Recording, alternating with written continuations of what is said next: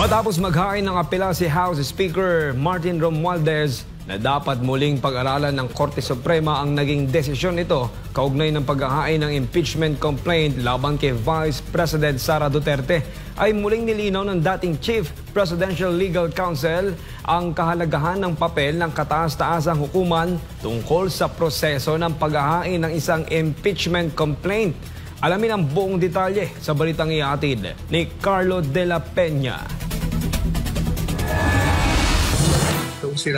Mariing pinuna ni Attorney Salvador Panelo, dating Chief Presidential Legal Counsel, si House Speaker Martin Romualdez kaugnay ng panawagan niya sa Korte Suprema na i-review ang desisyon sa impeachment complaint laban kay Vice President Sara Duterte. Ani Panelo, halos wala umanong pag-asa ang apela ng Kamara sa mataas na hukuman. Bagamat tama ang House of Representatives na sila ang may kapangyarihang mag-umpisa ng impeachment, ani Panelo, hindi ito ang may karapatang magdikta kung paano ito isasagawa. Ipinaliwanag niya ang proseso na itinakda ng Korte Suprema sa Francisco versus House of Representatives ruling na dapat sundin ng Kongreso. Kasi inilatag na ng Korte Suprema, maliwanag. Ano ba ang sabi? Okay na, kailangan within 10 days, ilagay mo na yan sa order of business, i-refer mo na kay Speaker. Kapag within 3 session days, i-refer naman sa Committee on Justice. Ang Committee on Justice naman, within 30 session days, ay magdidesisyon. Pag-aaralan nila, and then, itatapo nila sa plenary. At ang plenary may 10 araw naman, 10 session days, na magdesisyon kung ihahain ba nila, itatransmit pwede. Yun ang maliwanag. Binatikos din niya ang hindi pagsunod ni Romualdez sa House Rules na nag-uutos na kahit ang 1/3 vote ng mga kongresista ay kailangang dumaan sa Committee on Justice bago maipasa ang impeachment complaint.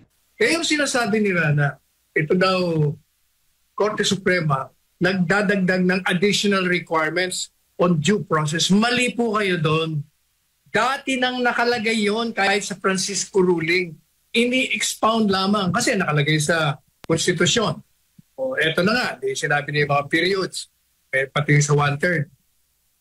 Nung nagbigay sila ng ruling sa Francisco noong 2001, itong Kongreso, inadapt nila at nakasa footnote pa nila yun na ina-adapt nila yung ruling ng Korte Suprema. Kaya wala silang reason to violate their own rules. Ang klaro-klaro na kahit na yung impeachment sa second mode, meaning to say, pag merong 1/3 na boto na pwedeng i-resyo, pati yun sa ilalim ng kanilang rules ng House, kailangan mo pa rin ipadaan sa Committee on Justice. Tinanggihan din niya ang paratang na nilabag umano ng Korte Suprema ang due process. Aniya, bahagi lamang ito ng mga naunang tuntunin na ipinaliwanag ang mas detalyado sa Francisco ruling. Sa huli, nilinaw ni Panelo na ang Korte Suprema lamang ang may kapangyarihang baliktarin ng sariling desisyon at hanggang sa mangyari yun, dapat itong igalang.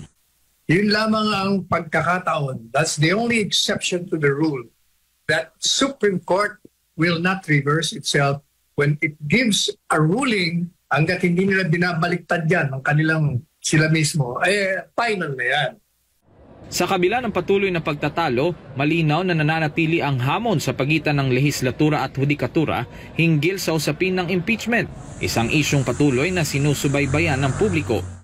Yan ang problema.